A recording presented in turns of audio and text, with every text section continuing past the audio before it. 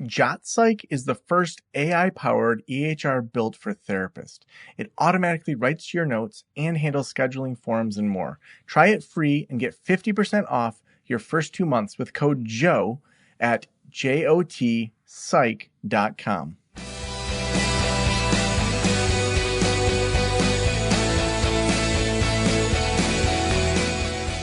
This is the Practice of the Practice podcast with Joe Sanok, session number 1263.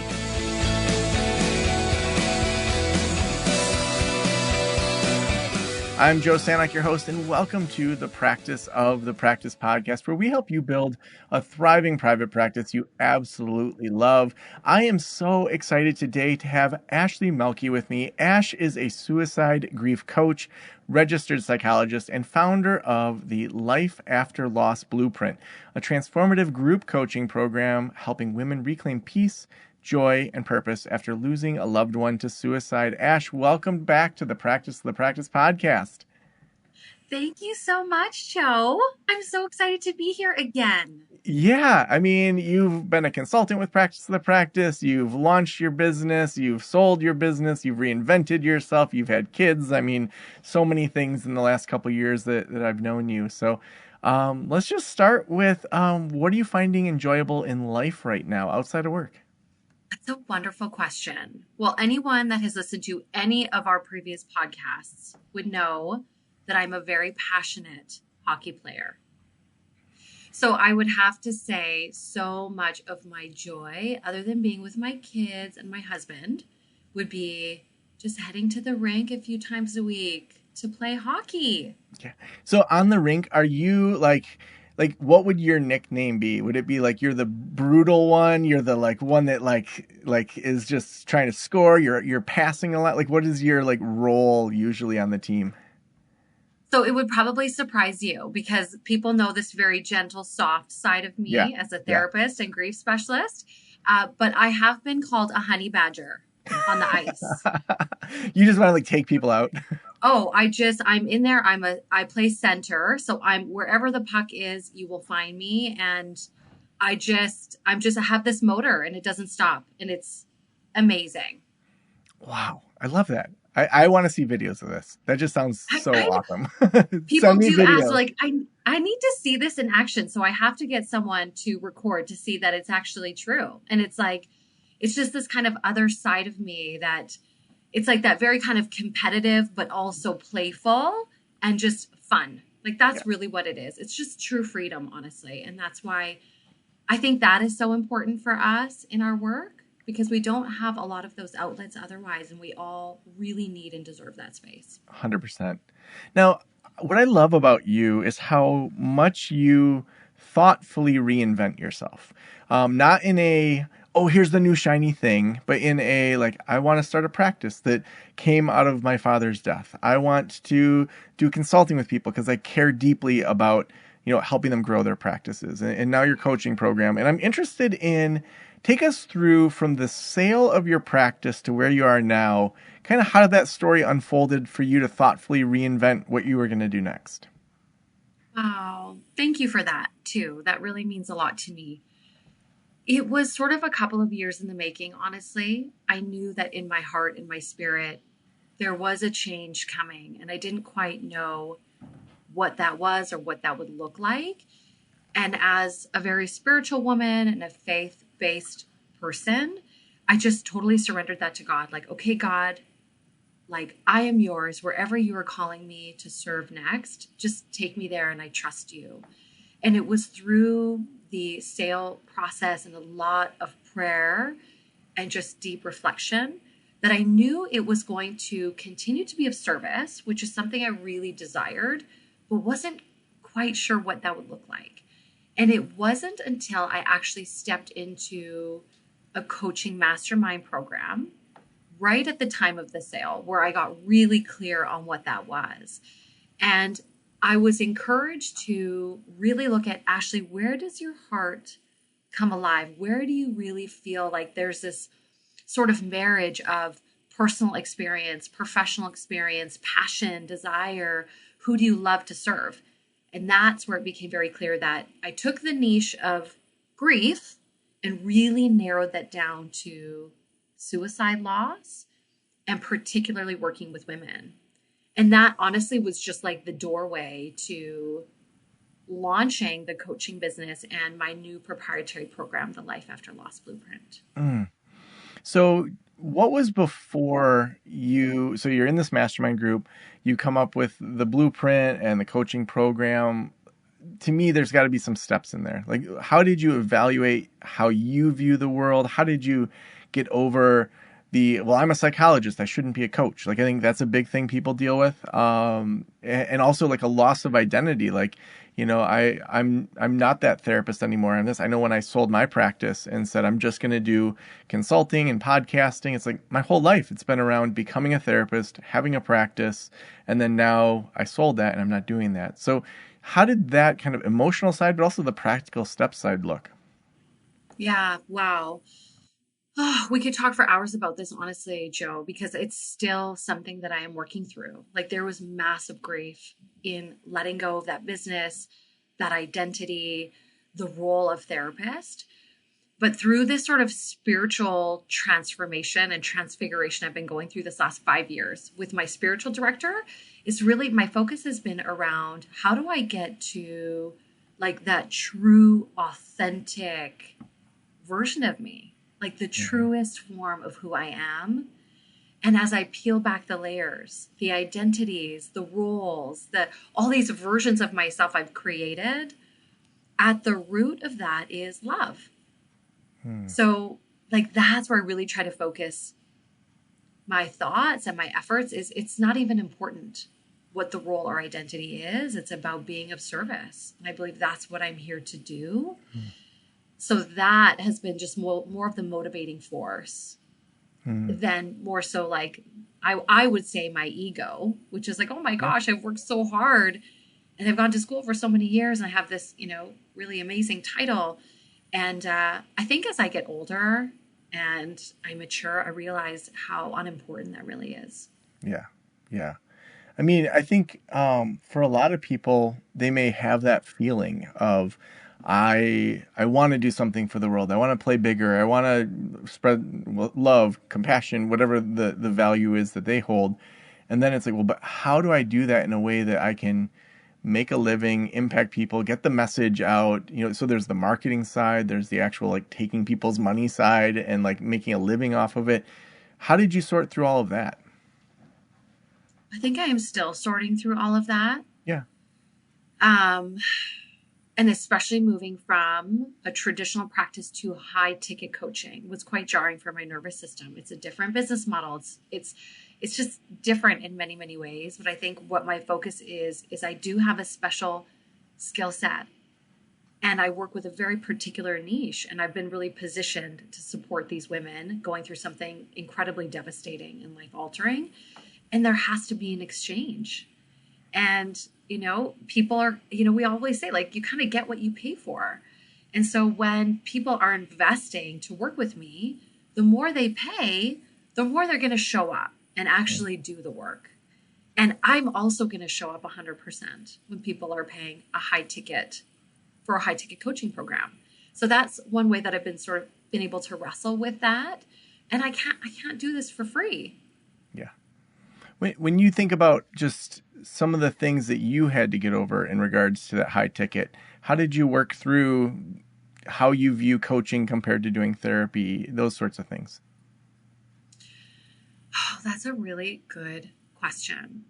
I think, again, it was really like deconstructing my ideas around like what is a coach versus a therapist. But at the end of the day, what am I here to do? What are the skills and experience that I'm bringing to the table? And actually how much more can be opened up for me in terms of time, location, time and location freedom. And so now from a coaching perspective, I'm not treating kind of a medical, diagnosis. I can actually serve a lot more people in this space. And if I can be really specific about who I'm serving, I can actually be of even greater service to them because of how the model is set up with group coaching, community, one-on-one support, the curriculum. So Like, I think that was the shift for me, is I can actually do a lot more for Mhm. these women that I could do in the one-on-one setting. So take us through life after loss, the blueprint. What's it look like? What do people experience going through it? Oh my gosh. I'm so grateful. I'm so humbled to for God to have worked through me to create this curriculum. So it's basically a 3-phase curriculum, but it's very flexible. So we meet women where they're at after suicide loss, but it really touches those really significant pain points in their life around not only the secondary losses, but the guilt that they struggle with, the what ifs, the question of why. We take them through 3 major phases. The first phase is really focused on nervous system regulation and grounding, so they can start to feel more safe in their body. And then the second phase is really looking at kind of pulling apart the belief system, all of the beliefs and the stories that have kept them stuck, looping in guilt and suffering. And the third phase is really focused on healing the relationship with their loved one who died and who they are becoming on this journey. So it's that kind of rediscovery of self and finding new meaning and purpose for their life moving forward. Mm, mm. And, when it comes to suicide loss, I imagine there's kind of different categories people fall into, maybe depending on the role that person had in their life. I'm not an expert in this area. Like, what are common things that you would say people are working through that are dealing with suicide loss? Well, as we know, a huge theme, and I mostly work with spouses and mothers. So a lot of moms and a lot of Mm, wives who are grieving their partner or their child. And a really normal reaction is guilt. There's this underlying belief that they are responsible for their loved one's death, that somehow they failed, that somehow this death was the result of their shortcomings and mm, failures. So peeling apart guilt versus love is a really big shift that these mm, women make. That I am, firstly, I'm not responsible for their death. And by living in this emotional prison is actually not my thread to love to my loved one. mm. Punishing myself for the rest of my life is not how I stay deeply connected in love to them. So I would say, Joe, that's a huge theme in in suicide grief, and then all the unanswered questions, the question of why, and then all of the woulda, coulda, shouldas. I'd say those are the biggest themes that come up. Yeah.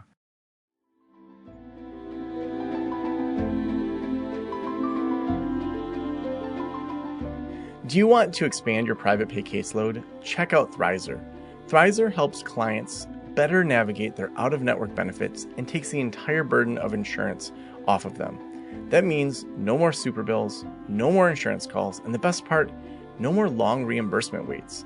Chances are you're providing a super bill to your clients. Super bills can be extremely overwhelming and challenging for your clients to navigate, let alone needing to wait months for that reimbursement check.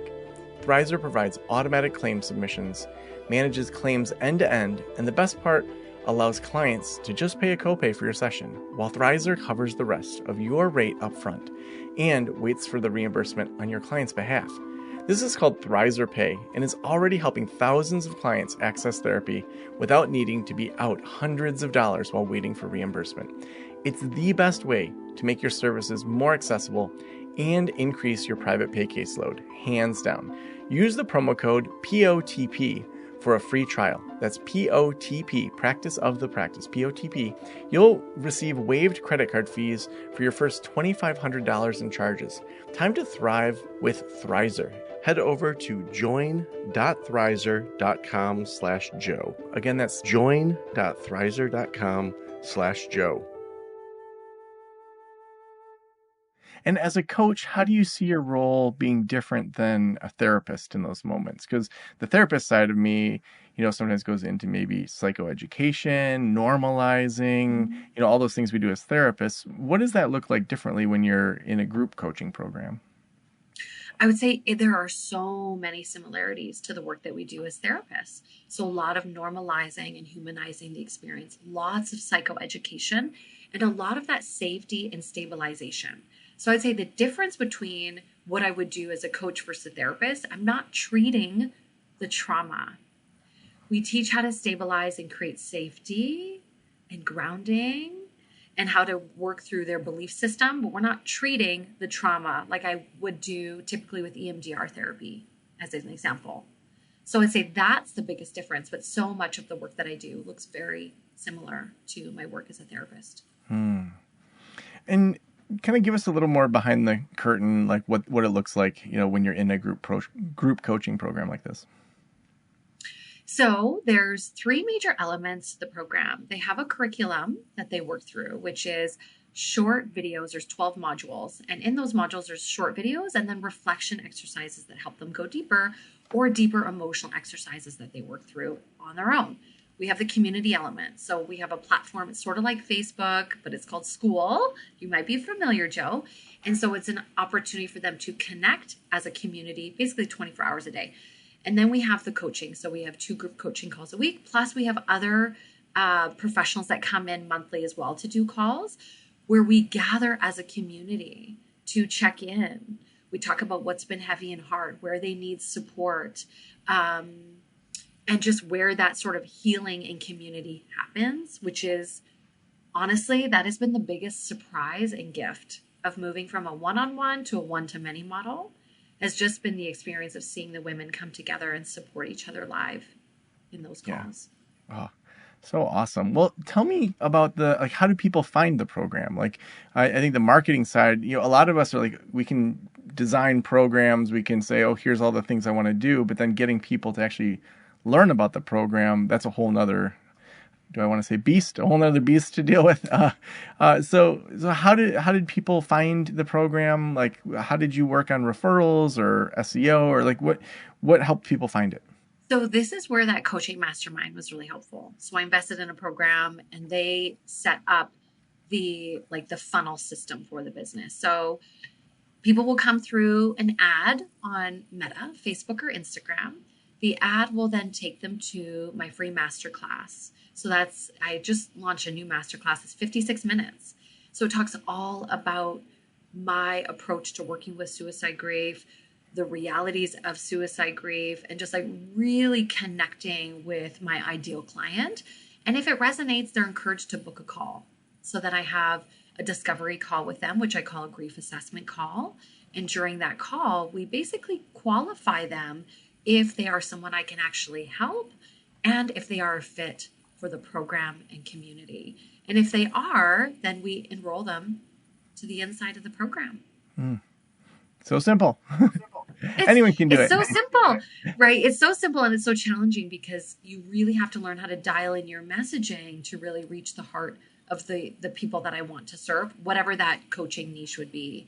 So really calling in the right women that are ideal for our community and for the work that we do and would otherwise be, because the big thing for me is, are you more in a situation where you're in crisis? You really need that therapy. You need to work with someone like a one-on-one therapist for a while and kind of dive into what you're going through, as opposed to someone maybe a little bit later in their grief. Everybody's different, where they're more ready to do that deeper kind of transformative healing in their journey. Now, I know we really kind of get down to the brass tacks on the podcast to talk through how things flow, and whatever numbers you're comfortable sharing in regards to how many clicks do you need to get how many people in the master class, to get how many people that are sales, just a kind of big picture. What should people expect when it comes to that sort of thing? The biggest needle mover in the coaching business with this model, with the the ad to the masterclass to the call booked, is getting as many booked calls as you can. And at that point, you can kind of look at over time, you see what if we call it your close rate would be. So how many of those calls are actually showing up, how many of them are qualified, and then how many do you enroll? So that's the biggest thing. So what happens on those calls is really important. And so that's sort of a determinant for me of what I can kind of expect revenue-wise and enrollment-wise. Yeah. And the biggest thing is once your messaging is dialed in, you want to look at how much are you paying per call booked. So I don't want to pay more than $200 for a call booked. At that point, we would turn off an ad and launch a new one. So right now I have calls coming in for $24 which is really incredible. That means, it's on a very low budget. It's reaching women that we hope are qualified or are the right fit to then hop on a call, and then at that point, whatever your price point is for your program, that's where, you really see the return on ad spend. Yeah. I mean, if you're looking at, say, $25 or so per call, I mean, that means that you're paying probably $5 per click for people to watch the mastermind. And then from there, it's like, if only 20% are booking, you're only paying $25. That's amazing. Yeah. And not even, it ends up being about, honestly, for a subscriber, it ends up being about 28 cents. Wow. Per subscriber. Yeah. So like the metrics are really amazing when you kind of go upstream and look at what the numbers are. And yeah, so in this mastermind program, I learned how to prune my ads and how to read them and how to know if they're performing well and not just throw my money away. Yeah. Yeah. So are you self-managing the ads, or do you have someone else that's managing them? So I am self-managing the ads. Wow. Yes. Yeah. So you learned all that in the mastermind program. Yeah. Yes. We learned all of that. I would say that's been the biggest, growing point for me. Mm-hmm. It's just like wrapping my head around this, the messaging piece, writing out ads, trying to dial in a message that really resonates with people, which is, I historically in my last business just hired everyone for that. Yeah. But it's been very good because it's helped me to understand the pain and the desires of the women that I work with. Well, I imagine you can be a little more agile, where it's like, if you have an ad that's not working, you can go in there and change it right away versus submit a ticket, have them change it sometime in the next couple of days, then get that data in a couple of days versus you just go in there and change it. Exactly. That's exactly it. So it's been amazing what I've learned in almost a year since launching the business about the women that I serve. Like I specialize in grief and worked with a number of people grieving suicide loss for over a decade. But when you really dig into one particular woman, it's amazing how much you learn about their experience. And then I see it inside my program. And then when you attract the right people, they all talk the same. They look the same. They're around the same age. It's really fascinating what happens when you call in like that exact ideal client that you want to serve. It's really amazing. Yeah. Oh, so awesome. What do you wish before you started this that someone had told you? I'm thinking about the people that are like, oh, maybe I want to do something like what Ash is doing. Like, what are the 3 to 5 bullet points that you're like, I wish someone had told me this? It's not as easy as you think it'll be. I think that's a big thing. Like I actually had this conversation in my head today, Joe, around you really have to choose your hard.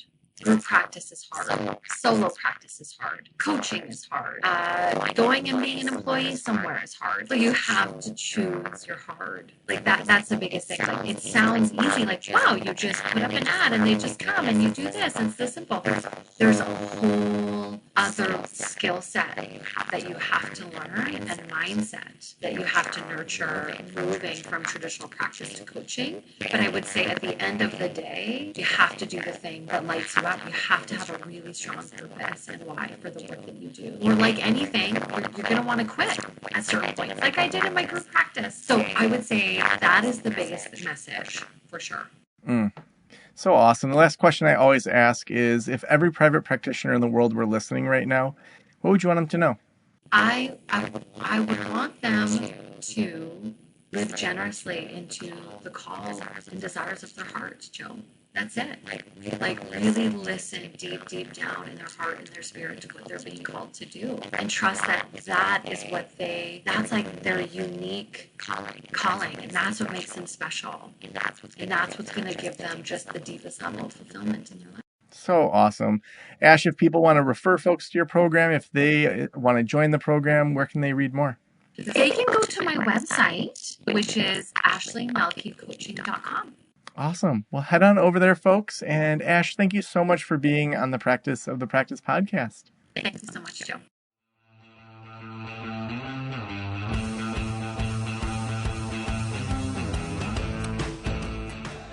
We do this show several times a week. We have amazing sponsors. We have amazing guests. But you, the listener, are what makes this possible. Thanks for listening to this. Also, if you haven't joined the Practice Academy, we've done a whole revamp to help you in a completely different way than anyone else is doing this. You get 3 live calls a week, whether you are at the group level, you're starting a group, or brand new to private practice. We have all sorts of professors that are teaching in there, extra experts, and we have over 30 courses available. So head on over to practicethepractice.com/membership to read more. We couldn't do this show without our sponsors, and Thrizer is our sponsor for today's episode. If you're doing private pay and you are sick of super bills, you're sick of insurance calls, you're sick of reimbursements, any of that, I want to tell you all about Thrizer. Make sure you check them out, because Thrizer is an amazing way to automate your claims submissions, manage claims end to end, and the best part is people can pay their copay for your sessions all within it. Head over to join.thrizer.com/Joe. Again, that's join.thrizer.com/Joe. And they're going to waive the first $2,500 in credit card fees. So it's awesome. Use promo code POTP for the free trial. Again, that's join.thrizer.com/Joe. Thank you so much for letting me into your ears and into your brain. Have a great day. We'll talk to you soon. Special thanks to the band Silence is Sexy for that intro music, and this podcast is designed to provide accurate and authoritative information in regard to the subject matter covered. It is given with the understanding that neither the host, the producers, the publishers, or guests are rendering legal, accounting, clinical, or other professional information. If you want a professional, you should find one.